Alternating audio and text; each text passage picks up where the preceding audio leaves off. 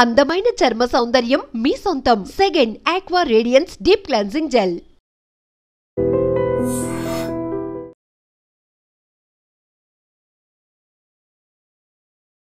హైదరాబాద్ చైతన్యపురిలో జరిగినటువంటి ఒక సంఘటన నిజంగా కొన్ని సిల్లీ ఇన్సిడెంట్స్ కూడా మరీ ప్రాణాలు తీసే పరిస్థితికి దారి తీస్తుంది అని అంటే ఎంత ఘోరమైన పరిస్థితి. కొన్ని విషయాల్లో మనకే అంటే ఆశ్చర్యం వేస్తుంది కొన్ని ఇన్సిడెంట్స్ని చూస్తే. ఎందుకంటే చైతన్యపురిలో నాగిరెడ్డి నివాసం ఉంటున్నాడు. అపార్ట్మెంట్ కల్చర్ మనందరికీ తెలిసిందే. సో అపార్ట్మెంట్లో ఎవరైతే ఓనర్లు ఉంటారో వాళ్లకు కార్లు అంటే అపార్ట్మెంట్ని బట్టి ఆ స్పేస్ని బట్టి ఒకవేళ 3 BHKనా 4 BHKనా దానికి తగ్గట్టుగానే ఆ పార్కింగ్ స్థలం కూడా ఇస్తూ ఉంటారు. జనరల్లీ అయితే కొన్ని అపార్ట్మెంట్స్లో 2 కార్స్కి పార్కింగ్ వ్యవస్థ ఉంటుంది, లేదంటే సింగిల్ కార్కి అయితే పక్కాగా ఉంటుంది. ఎవరైనా అపార్ట్మెంట్కి చుట్టాలు వచ్చినా ఇంకెవరైనా బయట వాళ్ళు వచ్చినా మాత్రం వాళ్ళు ఆ అపార్ట్మెంట్ చుట్టుపక్కల ఉన్నటువంటి బయట పార్కింగ్ చేసుకోవాల్సినటువంటి పరిస్థితి అయితే ఉంటుంది. నాగిరెడ్డి, ఈయన పేరు వచ్చేసి నాగిరెడ్డి, చైతన్యపురిలో నివాసం ఉంటున్నటువంటి పరిస్థితుల్లో యాక్చువల్లీ 13 సంవత్సరాలుగా ఆయన రియల్ ఎస్టేట్ బిజినెస్ చేస్తూ ఆయన యాక్చువల్లీ ఖమ్మం జిల్లా సత్తుపల్లికి సంబంధించిన వ్యక్తి. బట్ 13 సంవత్సరాల నుంచి కూడా ఇక్కడే ఉండి సెటిల్ అయ్యి రియల్ ఎస్టేట్ చేసుకుంటూ ఇక్కడే జీవనం సాగిస్తున్నటువంటి పరిస్థితి. అయితే జస్ట్ ఒక పార్కింగ్ గొడవ అనుకోండి. పార్కింగ్ గొడవ అంటే ఎట్లా అంటే ఆ అపార్ట్మెంట్లోనే ఇంకొక ఆమె రాజమండ్రికి సంబంధించిన ఆమె నివాసం ఉంటుంది అద్దెకి. సో వాళ్ళ ఇంటికి వాళ్ళ మేనల్లుడు వచ్చిండు. అతను చుట్టం సూపుగా వచ్చిండు.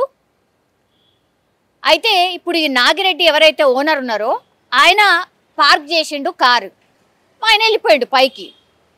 ఇప్పుడు అదే అపార్ట్మెంట్లో రాజమండ్రికి సంబంధించిన ఇంకొక ఆమె కిరాయికి ఉంటుంది. దానికి వాళ్ళ చుట్టం సూపుగా ఆమె మేనల్లుడు రావడం జరిగింది. ఆయన కూడా ఆయన కార్ని పార్క్ చేసి వెళ్ళినటువంటి పరిస్థితి. మరి ఏం జరిగిందో ఇట్లా వెనకాల ఇట్లా పార్క్ చేసుకొని ఉంటుంది కదా, ఒక కార్కి ఒక కార్ వెనకాల ఇట్లా అడ్జస్ట్ చేసుకుంటూ పార్క్ చేసుకుంటున్నటువంటి క్రమంలో మరి ఏం జరిగిందో ఏంటో తెలియదు. ఈయనకు డౌట్ ఏమొచ్చిందంటే ఈ నాగిరెడ్డి కార్ ఆయన కారు ముంగట ఉంది. సో ఈ నాగిరెడ్డి కారు ఈయన కార్ని మొత్తంగా ఈ గీతలన్నీ పడ్డాయి నా కారుకి. సో నాగిరెడ్డి అనే వ్యక్తి పార్క్ చేసే టైంలో నా కారుకి అన్ని గీతలన్నీ రాసుకునేలాగా అసలు పార్కింగ్ సరిగ్గా చేయలేదు, నా కారు డ్యామేజ్ అయింది అన్నటువంటి కంప్లైంట్తోని ఆయన ఏం చేసిండు, ఈ వాచ్మెన్తో చెప్పి ఇప్పుడు నాగిరెడ్డిని పైనుంచి కిందికి పిలిపించిండు. సార్ ఇట్లా ఒక వ్యక్తి వచ్చిండు, సో ఆయన కారుకి గీతలు పడ్డాయట, మీ వల్లనే ఆ గీతలు పడ్డాయని నాతోని గొడవ దిగుతున్నాడు, మీరు రండి సార్ కిందికి అంటే నాగిరెడ్డి కిందికి రావడం జరిగింది.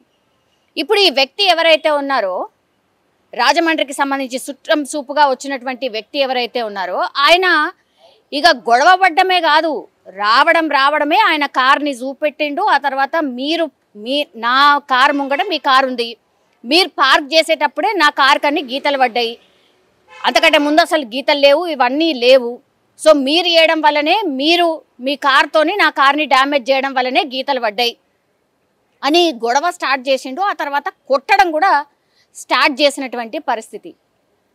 సో ఎంత గట్టిగా భయంకరంగా కొట్టిండు అంటే నాగిరెడ్డి ఎట్ ద స్పాట్లోనే నోట్ల నుంచి నొరగలు రావడం, ఆ తర్వాత చెవుల నుంచి రక్తం కూడా వచ్చింది.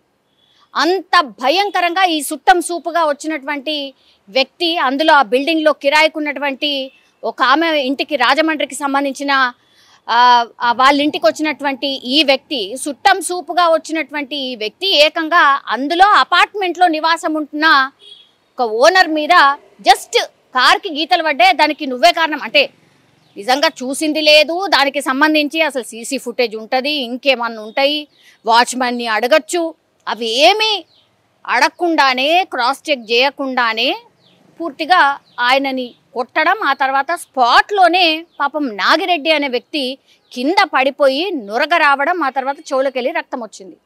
మనకు తెలుసు చెవులకెళ్ళి రక్తం వస్తే జనరల్లీ డాక్టర్స్ అయినా లేకపోతే ఇన్ జనరల్ కూడా ఏం చెప్తారు అంటే ఒక్కసారి చెవుల నుంచి రక్తం వచ్చిందంటే మాత్రం మనిషి బతికే ఛాన్సెస్ చాలా చాలా తక్కువ అనేది మనందరికీ కూడా కొంతవరకు తెలుసు.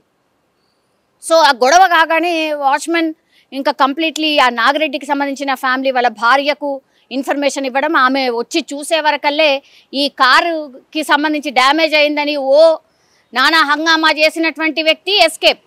ఆ తర్వాత వెంటనే ఎవరై ఇంటికైతే వచ్చిండో ఆమెకు కూడా ఇన్ఫర్మేషన్ ఇచ్చిండ్రు, ఇట్లా మీ మేనల్లుడు వచ్చిండు కదా, ఆయన ఇట్లా దాడి చేసిండు, ఆయన పడిపోయిండు, ఆయనను దగ్గరలో ఉన్నటువంటి హాస్పిటల్కి తీసుకుపోయిండ్రు అని. ఇప్పుడు ఎవరింటికైతే ఈ సుట్టం సూపుగా వచ్చినటువంటి వ్యక్తి ఎవరైతే ఉన్నారో ఆమె లాక్ చేసుకొని వెళ్ళిపోయింది, ఎస్కేప్ అనమాట.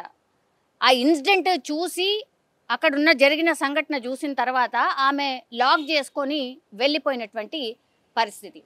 ఇప్పుడు ఈ నాగిరెడ్డి పాపం ఎవరైతే ఇంజూర్ అయినరో ఆయనను హాస్పిటల్కి తీసుకుపోయి చెక్ చేయిస్తే అప్పటికే డాక్టర్స్ చెప్పేసిండ్రు ఆయన చనిపోయాడు అని.